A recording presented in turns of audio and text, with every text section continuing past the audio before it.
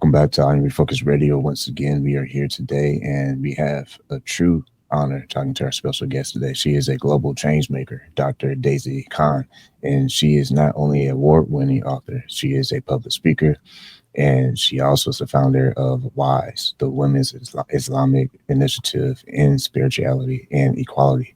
It's a global platform. It's fighting for women's rights, spiritual dignity, and peace across the borders. So first and foremost, I just want to welcome you, Dr. Khan, to the show, because with over 20 years of experience, you've been able to do a lot of work, important work. So once again, I want to say to you, thank you for your time today. How are you doing today? Thank you so much for having me. I'm excited to be with you and your audiences. And we're happy to have you on. If you're watching us online, we'll have her information on the ticker tape. So let's get started. You have a book titled Born with Wings. And this book is something that I feel that a lot of people will enjoy.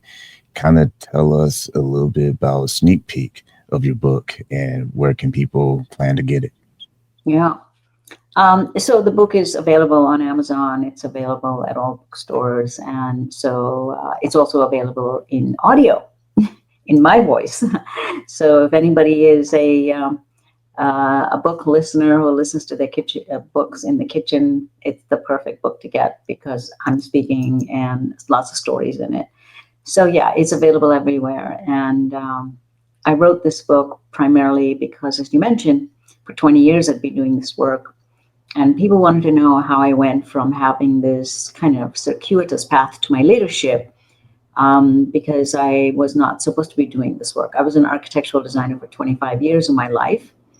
And then, there are these moments that happen in people's lives that change everything, that reorient your life or redirect your purpose in life. And those are some of the things I can share with your audiences today. You've been called to be a bridge between moderate Islam and the West. What has been the hardest part of your journey making that happen, and also without losing yourself? Yeah, well, that's such an important question to ask because I feel like we're still struggling. There are about 2-point-something billion Muslims in the world, and we span more than 50, 60 countries. We are of every ethnicity, every race, every persuasion you can think of. But yet everybody in America thinks that we're a monolith, that we are one type of people. And somehow our entire community gets lumped in with the people that might be criminals, might be terrorists, might be people with bad intentions. So, and this has been going on since 9/11. And some of it even pre-9/11, but I would say 9/11 is what crystallized it. And the struggle is to separate the law-abiding, faithful, extremely contributing member of a society from those that are on the fringes. And this happens to many communities who get lumped in. And so this is not something new to your listeners. Many people who come from minority communities do get lumped in.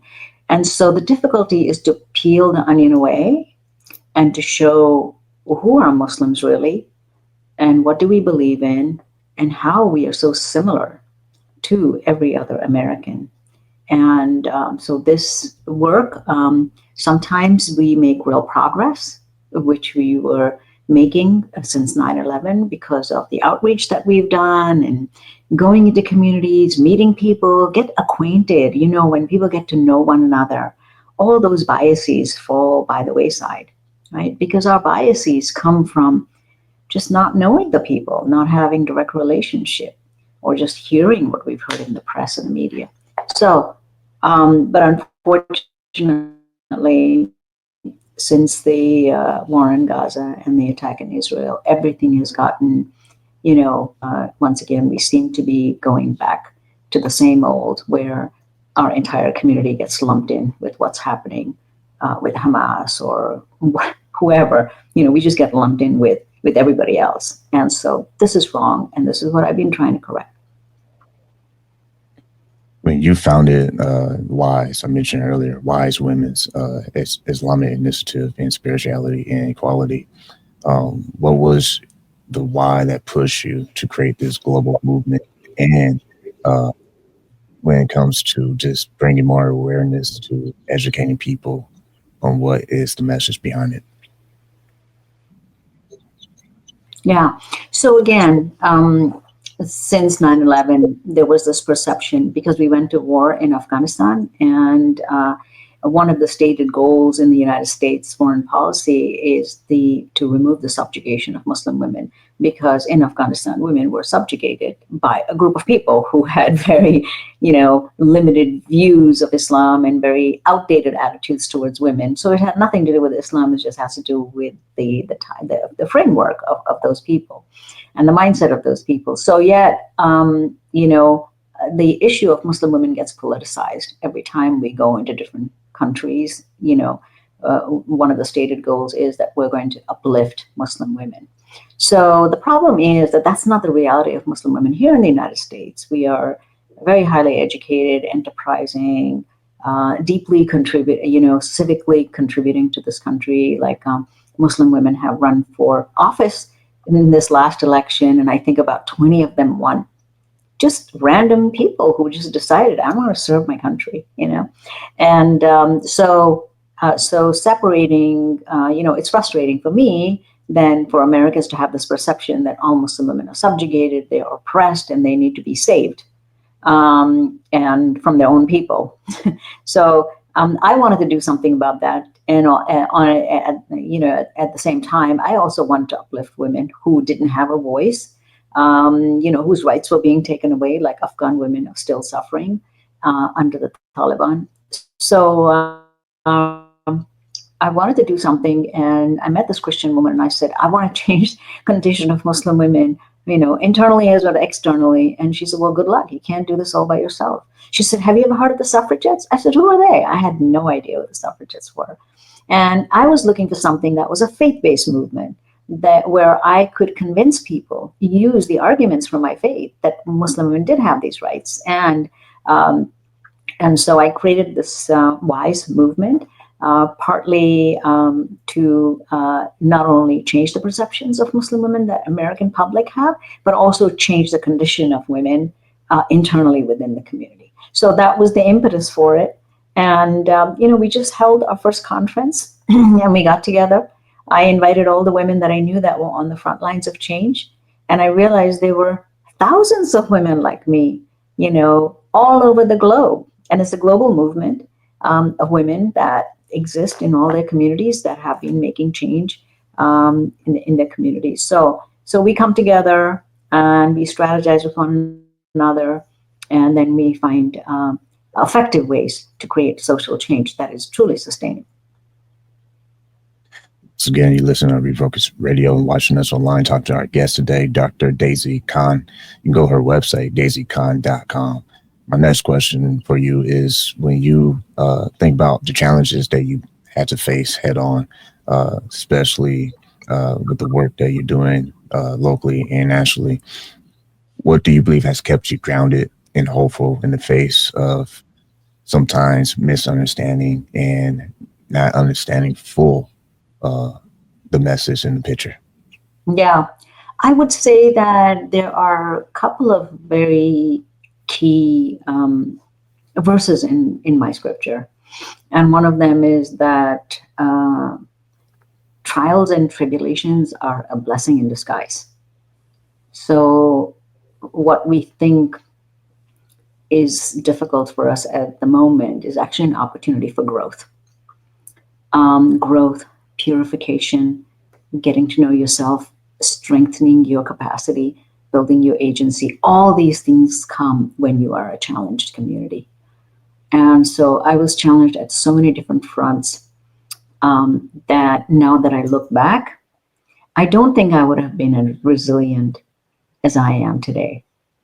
I mean, I was always bold and brash. Some of us are just born that way, right? We are blessed to be, bold and brash. But then there are these moments that come at you that, somebody throws you a curveball and it's so hard. And if you're not equipped and you don't know when to duck and you don't know when to take that ball and just pass it over to somebody else. And I think that having all these things thrown at you makes you extremely resilient. And that, I would say, is something that has made the Muslim community resilient collectively in the United States, particularly because we have been thrown so many curveballs. We're used to it, and we get used to it, and we're like, okay, we know what this is. We're just going to bypass it, and we just look at everything on a long-term basis. Things are going to change because we are making the change incrementally. What keeps me going is that I know that I'm doing whatever I can within my capacity to create the change. I may not see that change 100%, but somebody else is going to benefit from it and maybe pick up where I left off. And so this way, long term, the community is growing and developing. So that's what keeps me grounded. With your experience being on multi platforms, very big platforms indeed, including speaking at Harvard, the World Economic Reform in the Council on Foreign Relations, how do you prepare yourself to speak to diverse audiences, because they range from students to policymakers?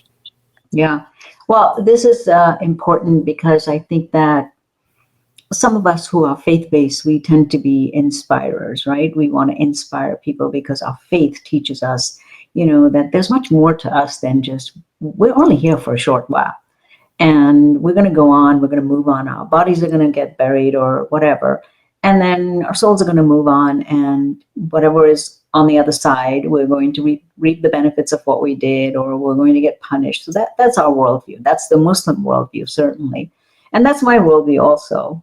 So, but at the same time, we are encouraged very much to be action-oriented, to fight for social justice, to do what we need, what we have to do, our part in creating the change. And that's why, I love to speak to people about transforming, changing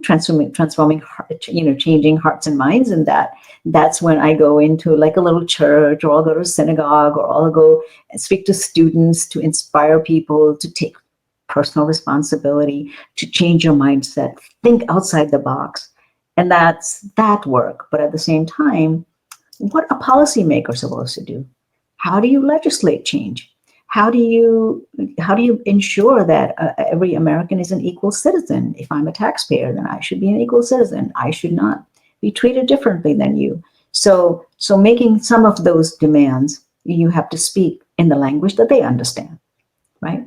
And so shifting the core message that you want to carry and putting it in the words and in the framework of how people understand these things, that's very crafty work.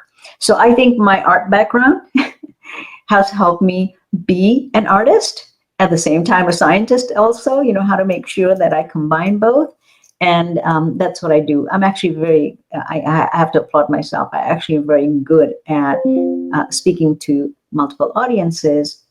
For instance, when I was doing work in Afghanistan, I couldn't go in there with a secular framework and speak to religious leaders and say, by the way, we have the Human Rights Charter here, you really have to change this. No, I have to use scripture.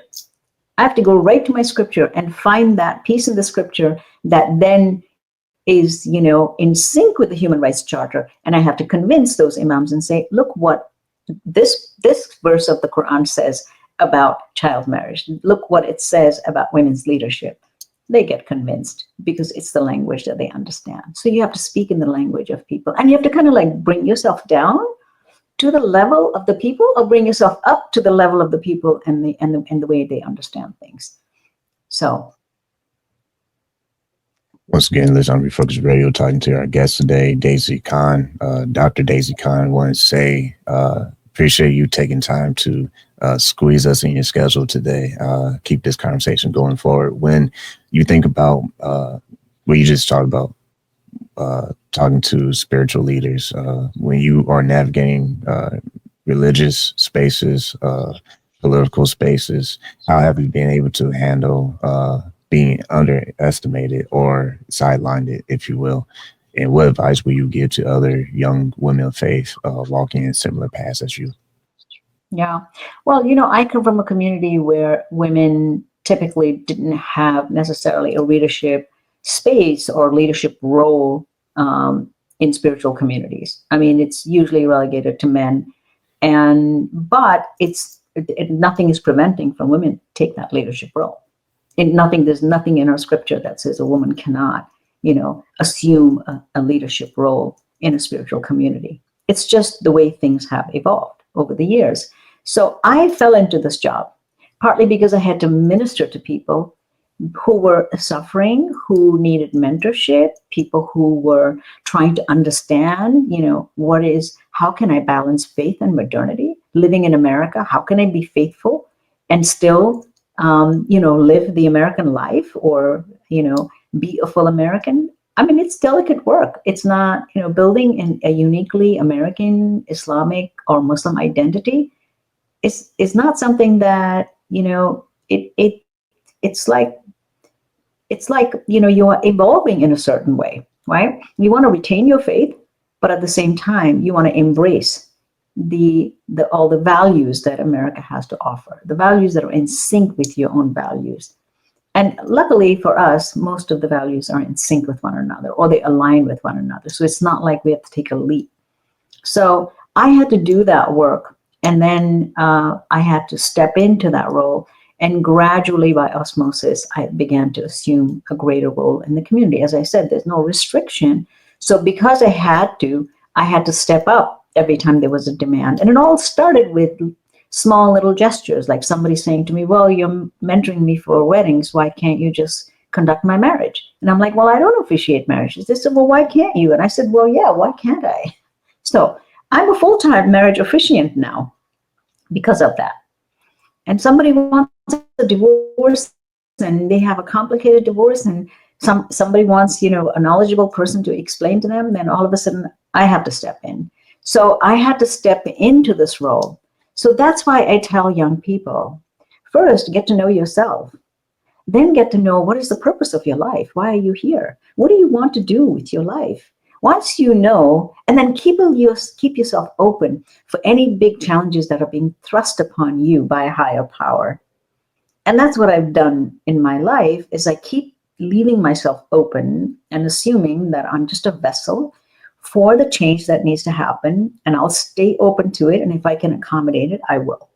So with that, having that humility that you're not doing it because of your ego or yourself, or having that raw ambition versus I have to fulfill a mandate that is being thrust upon me. And I think that young people should be assuming this leadership role if they have the capacity, but you have to build your own capacity first, because you really can't do it if you don't have the skills, if you don't have the strength, if you don't have the fortitude, the vision of what you want to do. I mean, think about culture in the United States and around the world.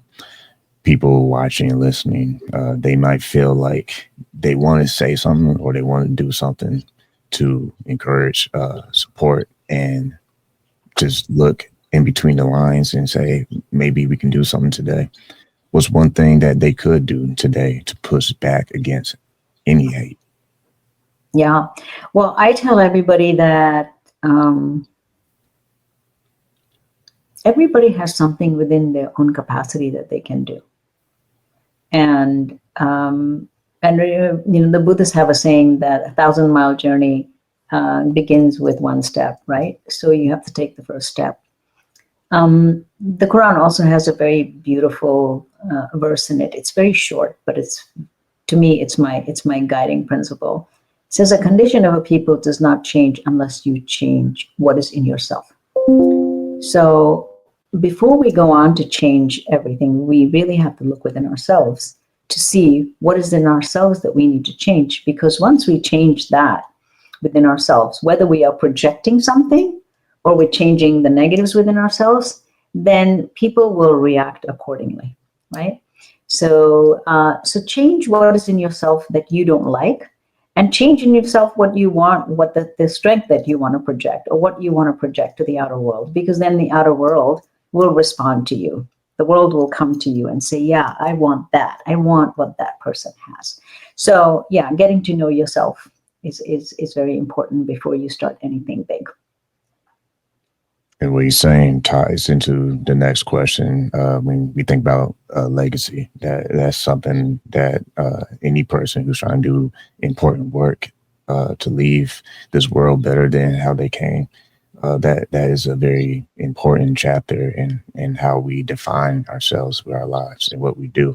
So when you think about legacy for you, uh, what impact do you want your work to leave behind, and not just in policy, but in people's lives?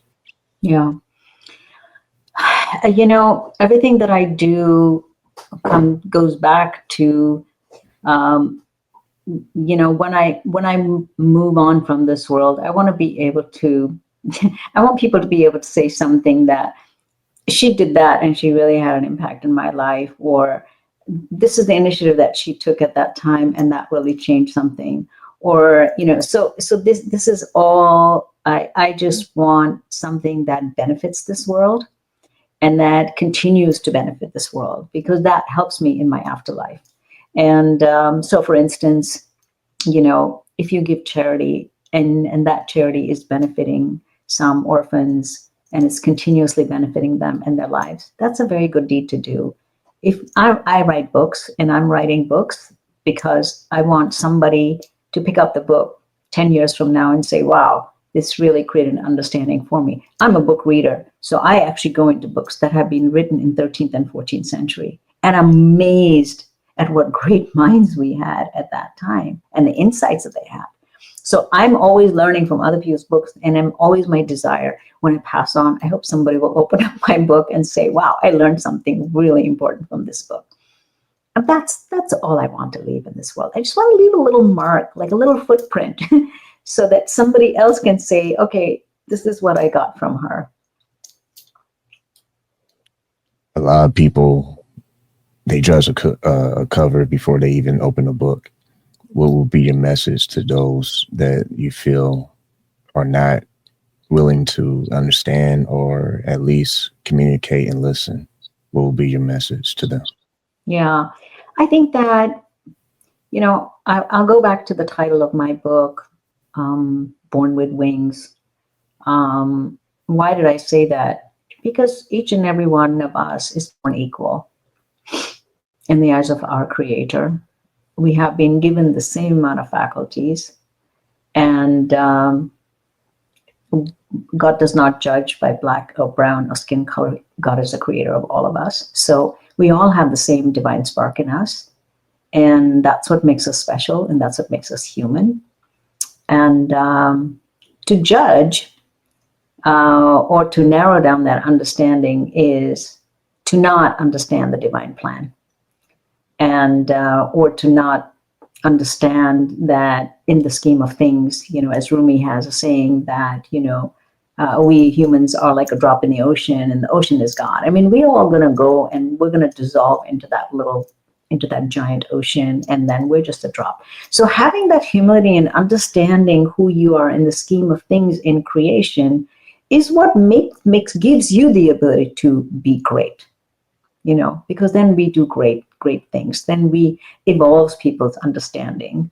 And so it's when we are fearful is when our understanding gets narrowed. And I'm worried that right now we're in that stage, in the stage where we are getting very narrow, very tribal, very limited in our understanding.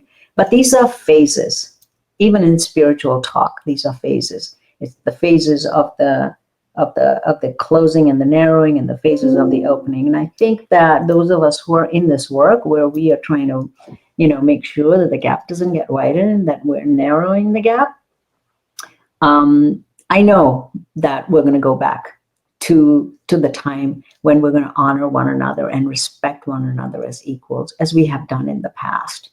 And that's what I'm committed to. The work I do is to reach that goal again.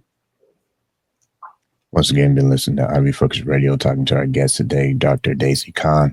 Want to say, appreciate everything you've been saying on the show today. I want to end it with this last question for you, and that is, you are no stranger to, like I said, very powerful platforms. You've been featured in Time, you're featured in LA and New York Times, to name a few. But if you had one billboard that you would want to display to the world, what one sentence would you put on that billboard and why? Yeah, well, it's a message of empowerment. We're all born with wings, and none of us need to crawl through life. And so make sure that nobody cuts our wings, because these wings are given to us by our creator. So born with wings, don't crawl through life. Well, once again, you're watching I Am Refocused Radio and listen to us online, wherever you get your podcast or radio show. I want to say to our guest today, Dr. Daisy Khan, like always, thank you for your time. Thank you for having me, and thank you to the audience for listening in.